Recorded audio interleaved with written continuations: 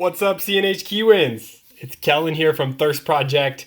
Super excited that we're still able to do this. I know we're in the midst of a pandemic right now, and probably most of us are still in the midst of social isolation, but nevertheless, the fact that we're able to connect virtually, still celebrate the service year, share stories, talk about impact and sort of objectives for the future.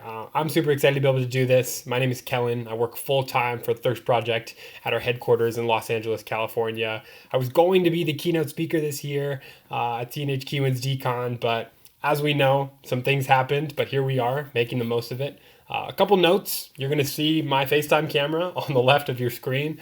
If at any point the power saver goes off, I'll try and click it to make sure that we can at least see each other face to face. I know this is a little bit different, probably for both of us, but really excited to share a little bit about Thirst Project and the work that we collectively do to end the water crisis. I'm going to share a little bit about my story and how I got involved with Thirst Project, and then hopefully at the end of it, convince you guys to be a part of our movement that we have to end the water crisis. So a little bit about me. I was born in Tucson, Arizona. Tucson is not the most happening place on the planet, but I enjoyed it as a kid. It was a really cool place to grow up. As you can see, super beautiful desert backdrop, mountains, really kind of like this nice pocket in the middle of the desert. But at the same time, for me, I was this kid that grew up in a city where, man, I was always thinking about the next thing and the places I wanted to go. And another thing is being from the desert was tough for me because I love to surf. For me, the beach is the best. Like surfing is everything. Being in the water is huge. I also appreciate a good photo bomb. How about this guy ruining my picture? Just trying to take a nice photo with my surfboard, and of course, somebody had to ruin it in a Speedo. But nevertheless, I also am a total mama's boy. Something about me. I grew up with a single mother, and having a mom that just does everything, gives her all to make sure that my brother and I have the same opportunities as everybody else is a huge thing for me. So I'm super proud mama's boy. Another weird thing about me, I kind of look like my grandma. Ever since I was a kid, I bore this sort of weird resemblance to my grandma. We have the same hair. Literally, you can even see it right now. So for me, I was like, man, I need to not look like my grandma anymore. So I was like, I'll just grow my hair out and that'll work. Wrong. Did not work. Tried growing my hair out and I looked even more like my grandma when she was young. So instead I grew this mustache. And now don't look like my grandma. My grandma cannot grow a mustache. But back to Tucson, Arizona. For me, growing up in Tucson was cool because I had sort of that natural element around me being the desert, but simultaneously, maybe some of you guys feel like this, it felt like I grew up in a little bit of a bubble. And what I mean by that is a lot of kids that I went to school with, a lot of students my age, sort of were trapped in the Tucson world. And this was before the big widespread form of technology that we have today. But a lot of kids that I grew up with weren't really thinking about leaving Tucson. They were excited to take over their family businesses, or they wanted to stay and buy houses in Tucson and go to school in Tucson. And for me, I was like, man, I'm so eager to get out, to travel the world. Like I'd always learned about cool places and stories and history and textbooks, but I was that type of student that was so driven by experience, was just craving experience to get to travel the world, to see new places, to actually see firsthand all the places that we talked about all the time in history books. So what I ended up doing is I went to an in-state school. I went to Arizona State University, and for me, I applied for as many scholarships as I could get. I came from a lower income family, so for me, I was like, man, I want to be able to study abroad, but the only way I can do that is if I A, work super hard in school, and B, actually apply to scholarships. And I got super lucky to get a couple. I was awarded some, and then for my entire junior year, I got to go and live in Spain and essentially travel throughout Europe for about 9 months. Obviously, I was going to school most of the time, but whenever I had a free chance, it was exploring a new city, going to a new town, trying to see a new part of the world that I'd really always dreamed about seeing. And it was really cool. Like, honestly, for the first chunk of time, it was satisfying. I got to really experience something that I'd always looked forward to my whole life. I finally got out of that Tucson bubble.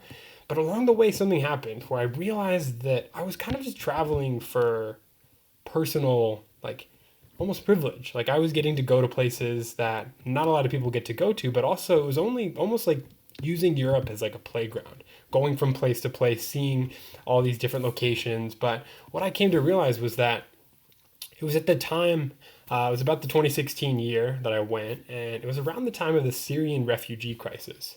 Some of you guys might remember the Syrian refugee crisis as a moment in our history where thousands of individuals were displaced from their homes, and many of those individuals were actually scattered throughout Europe.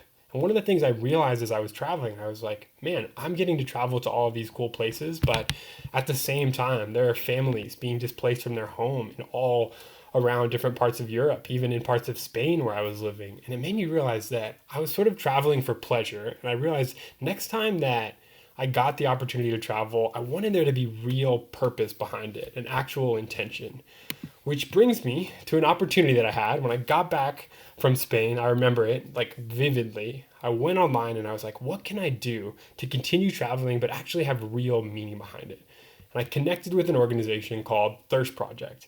I remember reading about this internship opportunity. It was called the Road Warrior position, and you got to travel the country, speak to students, you got to learn about the global water crisis, and then educate fellow students about it. And I remember reading this list and being like, man, this checks all the boxes. Like, this is exactly what I want to do. So what I ended up doing is I applied for the position. It was the only position I applied for as an intern, and luckily I got it. My partner, Sam, and I, who I got matched up with, got to travel the country for about 2.5 months, 10 weeks. We were traveling to schools all over the country. After a training of about 3 weeks, we were literally ambassadors to Thirst Project, getting to speak all across the country to thousands of students about the water crisis and the work that we're doing to end the global water crisis. And it truly changed the course of my life. And now I work full time for Thirst Project. And I'm excited to tell you guys a little bit about the work that we do for Thirst Project, a little bit about how we work with students all over the world. But I first want to introduce the water crisis a little bit more, because you might be sitting on the other side of this thinking, man, Kellen, like I've heard about the global water crisis and I've heard people in my either district or division talk about Thirst Project, but I don't really know a lot about the water crisis, which is totally okay. So maybe a lot of us don't know this, but most of our planet, hopefully you can see this from looking at a globe or a map, is made up of water. But the thing is, a really small percentage of that is actually available to you and I as human beings in the form of fresh water for drinking and for consumption. And it's actually less than 3%, but even a percentage of that is trapped in ice caps. So when you really think about it, the water that's in ice caps and glaciers isn't even accessible to humans. So a really small portion of the fresh water on our planet is actually available to us for drinking and for consumption. The reality is that right now, it's the year 2020. When you think about it, we have incredible, crazy technology. We have literal phones where we can FaceTime people across the world. I can record this presentation and deliver it to you, even though we're in different parts of the country. I could tap a button right now and somebody would literally pick me up in their car and drive me wherever I wanted to go. Like, we've come so far as a human species in the year 2020, but we still live on a planet where over 600 million people don't have access to basic, safe, clean drinking water. Literally over 600 million people, so roughly twice the population of the entire United States, still doesn't have access to safe, basic, clean drinking water. And it's really crazy to think about. And I know 600 million may seem like a huge number, but I have a map here that maybe will put it into more perspective. If you look at this map here, it actually depicts parts of the world that basically experience major amounts of water scarcity. I know it's an older map from 2015, but unfortunately, these surveys take so much in terms of coming together as nations, collecting data, so we're only able to get them every so often. But this one shows parts of the world that are really affected by water shortages or don't have improved access to clean water. And you'll see a lot of these are parts of Asia, parts of sub-Saharan Africa, might be hard to see, but parts of Latin America as well. And really what happens is a lot of these developing countries, individuals typically have access to about 5 gallons of water per person per day, especially in rural parts of the world. What you see in front of you is called a jerry can. I wish I was standing in front of you with the jerry can right now so you could pick it up and see it visually, but essentially this is a 5-gallon can. Typically in developing countries, a lot of the countries I just showed you, individuals have access to about 5 gallons of water per person per day. And maybe that seems like a lot. Maybe you're not sure what 5 gallons is. If you picture those big arrowhead jugs that a lot of classrooms have that get flipped upside down and then they dispense water, that's a 5-gallon can. And it's not just 5 gallons of water for drinking. I mean, really think through all of the things that you use water for in any given day. So what do we do? I mean, we drink water, obviously. Hopefully we cook sometimes. Hopefully you wash your hands and brush your teeth, especially right now with washing your hands. But we flush the toilet. We wash our dog. We wash our car. We use it for, all different types of things. Water is such a foundation for life. But imagine if you only had access to 5 gallons for all of your daily needs. And that's the reality of the water crisis right now. And if you think you could manage on just 5 gallons of water, the average American actually uses over 100 gallons of water per person per day on average. And diseases that come from drinking contaminated water, because that's the reality. Not only is it 5 gallons for a lot of communities, most of the time that water isn't clean and protected. A lot of times contains types of waterborne diseases like you see here, which actually make up over 80% of all global disease in the world. I mean, we've seen all kinds of crazy statistics out there, but one of the biggest troubling numbers is the fact that even diarrhea alone, so a waterborne disease that's a small subsection of all waterborne diseases, kills almost 1,000 kids every single day under the age of 5. So super troubling to hear that parts of the world, man, still don't have access to a fundamental resource. And the reality is, even talking to you guys about this right now, telling you stories of the water crisis, for the most part, we don't hear about it. Like, rarely does this get 5 minutes of CNN or Fox's or any news station's nightly airtime. For the most part, we don't think about the global water crisis because, honestly, it doesn't really affect us that much in our day-to-day lives. But that is where we come in at Thirst Project. We are here to tell stories, to share photos and videos that we've captured in the field to really bring this issue to life. And I want you guys to imagine for a second right now, you're probably in your home, you probably have access to a clean water bottle close by, or a tap that you can walk to get water, a toilet full of clean water. Imagine for a second though, if the water you had access to every single day looked like this. Now, this first photo was taken in the kingdom of Eswatini, and Eswatini is a tiny little country that you'll see here in southern Africa. Not a lot of people know about it, but it's super important to our work. About 1.3 million people live in Eswatini. It's the focus where over 90% of our efforts at Thirst Project take place, but sadly, Eswatini is known to the rest of the world for the most part as having the single highest density HIV/AIDS rate in the entire world. The statistics have gone down a little bit, but roughly 1 in 4 people between the ages of 18 and 55 actually have access to HIV, or actually have, exposure to HIV/AIDS. And it's really troubling to hear those numbers. And there's a direct correlation between clean water and any sort of exposure to something like AIDS, because what it does is it breaks your immune system down, and if you don't have access to clean water, any of the bacteria and the parasites can actually break down your body faster than they normally would because your immune system is already so compromised from the disease. And we don't do anything at Thirst Project like antiretroviral medication or health clinics for HIV/AIDS, but nevertheless, they're so connected in the treatment and the management of somebody that has AIDS. But I want to continue. So that first photo, like I mentioned, was taken in Eswatini. Here's another angle of that same community. It's a community called Njojani. The population in Njojani is about 400 people. And what you see in this photo is a little girl that took us to her water source. She walked about 5 kilometers from her homestead to this water source, which is a pretty long distance already. And essentially, it's an earth dam. So it's a big, giant recessed pit in the ground. This one was about 4 feet deep, about the size of like a high school gym. And essentially, this was the water that community members were using for all of their daily needs. So drinking, for washing, and it's pretty sad to hear stories because what we learned was that community members had about a 26% rate of a nasty parasite called schistosomiasis. Schistosomiasis is a weird word. Sometimes you'll hear it as bilharzia. Essentially, it's a nasty parasite that breaks down your immune system, increases the risk of contracting STDs. A lot of times it can cause people to urinate blood as one of the side effects. Incredibly painful, nasty parasite that lives in water, almost undetectable. But nevertheless, it all comes from drinking out of an open, unprotected water source. Sometimes even washing, you can get exposure. So obviously, huge health problems come from drinking out of open, unprotected water sources that a lot of times are shared with animals. But the reality is it's not just drinking water that's an issue. In fact, one of the biggest issues in the developing world that often gets overlooked is the task of walking to collect water. So I mentioned earlier, these are called jerry cans. This one is yellow. The one I showed you before was blue. Typically, they're the yellow or diesel versions of the red gas cans that we have here in the United States. And the thing with jerry cans is when you fill them up, it's a 5-gallon can. It typically weighs about 44 pounds. And one thing we don't realize is there's actually a task of collecting water in many rural communities around the world because for many communities, they don't live close to a readily available water source, let alone a clean water source. So a lot of times women and children are tasked with walking miles and miles every day to fetch contaminated water from sources wherever they can find them. Typically, kids between the age of about 8 and 13 are tasked with this job in communities around the world.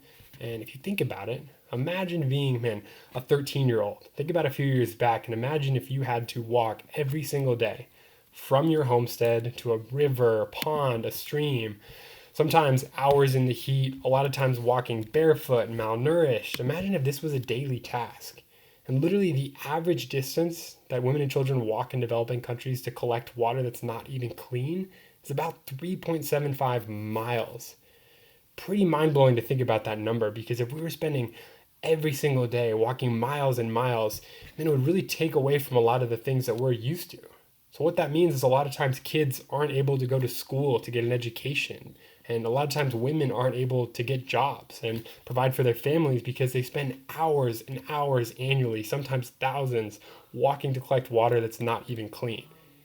Now, beyond that, we've seen all kinds of crazy things like spinal and pelvic deformities from carrying big cans over your head for long distances. We've seen things like spontaneous miscarriages, all from walking to collect water. Having all of that weight on you in the heat can actually cause crazy things like spontaneous miscarriages. So it's really not just drinking water that's an issue, but the act of collecting water, walking those crazy long distances, can actually cause some really huge health problems. And the last sort of aspect about the water crisis that I think not a lot of people think about is washing with contaminated water. So obviously sanitation and hygiene are incredibly critical for disease reduction. I mentioned it a little bit earlier, but something really simple as bare skin contact, like you see here, with a contaminated water source can actually expose you to harmful bacteria and parasites, even fungal infections. Like maybe some of you guys have heard of ringworm before, which you can actually see here. It's just an example of it, and I know it just looks like a skin irritation, but it can lead to a lot more serious health issues. This photo was taken in Colombia. It was a woman in a community that we met. It's one of the countries that we're active in.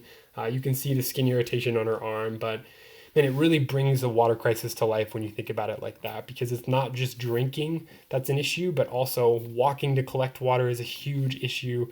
Washing with contaminated water sources is a huge issue. And it's pretty cool. The work that we're doing at Thirst Project, one freshwater well, so one wash project, really means the difference between being forced to drink water that looks like this and having access to water that we're all used to that looks like this. And that difference is pretty amazing, but the reality is we're not doing anything crazy or revolutionary. All that we're doing is we're working with local drillers in communities. We're essentially going with these big giant rigs. We're drilling deep into the ground, tapping into existing water tables and aquifers beneath the Earth's surface, and then drawing up safe, clean, protected water for people. It's pretty amazing what happens when a well or a wash project is installed in a community. What we see is disease rates drop consistently by upwards of 80% overnight. Child mortality rates drop consistently by upwards of 90% overnight sometimes. We also see education rates skyrocketing. More kids that no longer have to walk crazy long distances to collect water that's not even clean, get time to go to school, to get an education like us. It means that women who sometimes were walking 6 to 8 hours a day, hauling water long distances, no longer have to do that. All that time goes back into the community. Women are able to get jobs and provide for their families. It really impacts every single sector of community life, of development. Like water is truly a foundation for life. Now, you might be thinking, okay, well, where does Thirst Project fit in all this? How did we come to be? What is this all about? The reality is we were started by a group of students. So back in 2008, a group of college students that you see here, they learned about the water crisis. They learned about the fact that at the time, over 1 billion people on our planet didn't have access to clean water. And they literally said, man, we got to do something about this. There's got to be a way we can help. So they were in Los Angeles at the time. What they said is we're going to all come together, raise all the money we have with about $70, pool that money together, and then use it to purchase big cases of water bottles. They bought some jerry cans, basically red gas cans, and they went to Hollywood Boulevard, which I'm sure for some of you as CNH KIWIN'S being local to California know about Hollywood Boulevard. Is literally like the most busy part of all of Los Angeles, and they challenged people to take action. So they challenged people to lift those jerry cans, to really feel what it was like to carry that weight. They handed out water bottles to passerby saying, hey, did you know that over 1 billion people on our planet don't have access to clean water? Or, hey, did you know that kids are dying every single day from easily preventable waterborne diseases? And it was super cool because in that one day, they found that people actually gave back for the money or the water that they took, and they turned their $70 that they started with into $1,700. And then after that, it was really cool because what happened is a few students that interacted with that group that day said, hey, man, would you come and speak at our school? Like, we would love to share the story with the rest of our student body, challenge them to take action. And so they did. They went and they spoke at those schools. They didn't think much of it. They left, and honestly, they thought that was the end of it. Like, they thought their work is done. They said, man, we did a great thing. We spent our time volunteering. We did a service activity. And sure enough, a few months later, they got a call and they got a check. And that check was for over $10,000. And it was money that the students had raised to fund a water project. And that's when the group realized, man, nobody's activating young people around this issue. So often we hear about big global issues and we're never challenged to end them. Typically it's, oh man, once you're out of college or once you have a background in hydrology, then you can dedicate your time and energy towards a big issue like the water crisis. But what we realized is young people are the greatest agents of social change. So what we did is we created Thirst Project, and literally what we do is we travel all over the country. We speak all over the world now, telling students about the water crisis, educating them about the issue like we're doing right now. And then beyond that, challenging them to take action. And it's been pretty amazing to see what students have done for Thirst Project in the last 10 years. But not only that, one of the really cool things is that through our work at Thirst Project, all of the work that students are doing, the charge that Key Clubbers and KIWIN'S and man, really just like student groups around the world are leading, is bringing the attention of some cool people. So we've worked, thanks to the work with students, we've had interactions, and we work with the cast of The Office. They presented at our gala last year. We've worked with Adam Sandler and Bryce Dallas Howard, who you might know from Jurassic World. We also, shout out to Diana, CNH KIWIN'S student from Downey in the middle there. She was honored at our gala last year. Karin Brar, who you guys might know. John Cena has worked a ton with Thirst Project. Jennifer Gardner has spoken and presented at our gala. Dylan O'Brien. And the cool thing is all of these individuals got involved with Thirst Project because of the work that students are doing and the charge that you guys are leading. At a high level, though, this is what's super important. The work that students have done in the last 10 years, we've been able to raise over $11 million to provide over 400,000 people in 13 different countries all over the world with access to safe, clean drinking water. And not only that, but we've worked more and more in the last few years, not only with Key Club International, but also you guys. CNH KIWIN'S have been amazing to support Thirst Project. We've been a focus project for the last 2 years. I know we haven't done a ton of like district-wide initiatives, but we've had clubs participate in Thirsty 30. We've seen you guys host awareness events. We've seen groups like Diamond Division, specifically Downey High School, leading big walks for water. And at the time, back when Thirst Project was founded in 2008, over 1 billion people on our planet didn't have access to clean water. Today, that number is almost cut in half. We are well on our way to ending the water crisis. It's only a matter of time and support. And if you guys want to get more involved, if you want to learn more about Thirst Project, one of the easiest, simplest things you can do, just follow us. Our social media channels are awesome. Twitter, Facebook, Instagram, we're always posting, sharing stories from either students or water projects that we're funding. And then on top of that, we've seen Key Club groups. This is a group, Palisades Charter High School outside of Los Angeles, that does amazing things. They assembled as a club and set up a Thirst Project committee, which eventually became a Thirst Project group that now has fundraisers throughout Los Angeles. I talked about Downey High School a little bit. Diamond Division had a walk for water last year. They did another one this year, which was hugely successful. So far this year, they've raised over $30,000, which is incredible. We've seen crazy things like ukulele tournaments or lip sync battles. We've seen dance contests and Halloween costume parties, and really like even students giving up their birthdays for clean water. The challenge is like, get creative. Think about what you guys love to do and use that as a platform and foundation to end the water crisis. On top of that, we've seen really cool things like Thirsty 30 you might know about. Some CNH KIWIN'S groups actually participated in it this year. It's our Key Club specific fundraiser. That's awesome. You can learn more about it on our website. And these are just a few ways to get involved, but really it's about taking something you love to do, You guys are already service oriented, so thinking about the love of service, how can you channel that into a fundraiser or an awareness event for the water crisis? There's a group of students that hosted a walk for water in Hershey, Pennsylvania. But we also love to celebrate and reward the students that get involved, so it's been really cool. In the last few years, we've been able to fly out students to our gala, a group of students here that were recognized as our Power of Youth Award winners. We constantly give out prizes and do celebrations for our students. We even get to take some of our top fundraising students with us to Eswatini to see the impact of their work firsthand. We've seen key clubbers go. This is Michael and Erica from Hershey, Pennsylvania. They were part of Pennsylvania's Key Club, and they got to go see the impact of their work. So we're constantly finding ways to celebrate and connect students to the work. And one of the coolest things is whenever a group comes together to raise the cost of a well, which is $12,000, not only do they get the exact GPS coordinates and location of the community that they impact, but they also get a thank you video. You can check them out on our YouTube channel from the community directly to that group, thanking them for the work they're doing. It's pretty special. We're all about that connection, and I think it's so important as you guys are fundraising and taking action and leading initiatives in your community. We want to make sure that you're connected to your work, and it's pretty awesome. Even $25 is enough to give one person clean water for life. So there's so much that you guys can do to take action and help us out. We have scholarship opportunities this year.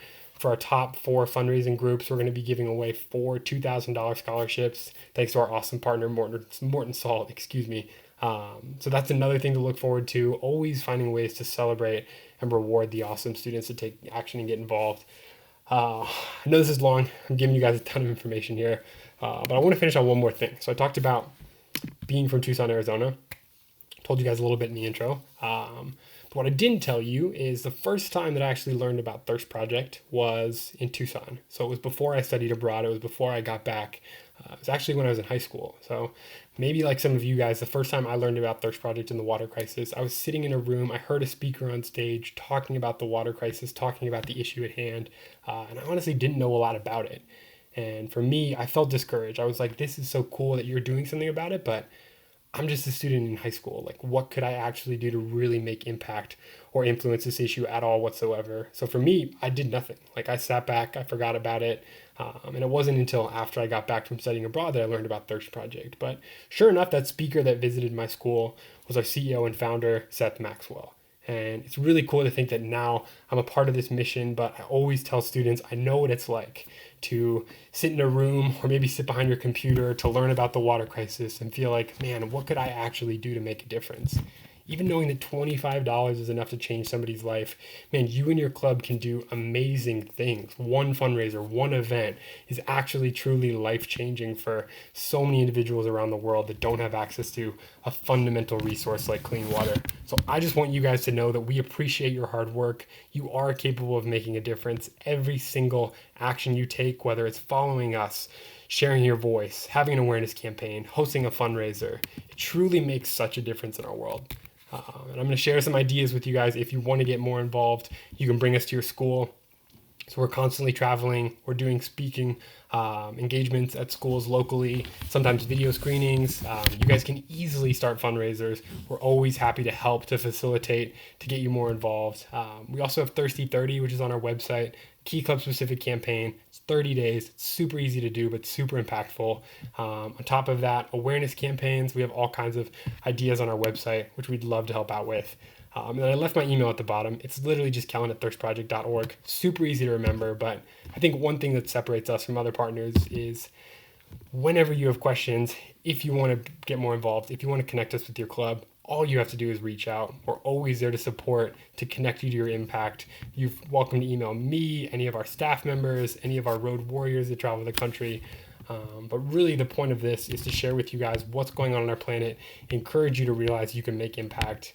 Because the cool thing about Thirst Project is it really is a movement of young people. We're more than a nonprofit organization. We are hundreds of thousands of young people just like you guys all over the world fighting to end the water crisis. So truly every action you take matters. Hope you guys enjoyed this virtual presentation. Again, my name is Kellen. I work full-time for Thirst Project. Please don't hesitate to reach out to me if you want to get more involved, if you have questions, if you want to hear more details or see a video. I'm here to connect however I possibly can. But thank you guys for your time. I hope you enjoy the rest of the videos on this sort of webinar series that we're having. And I hope to work with you guys in the year ahead.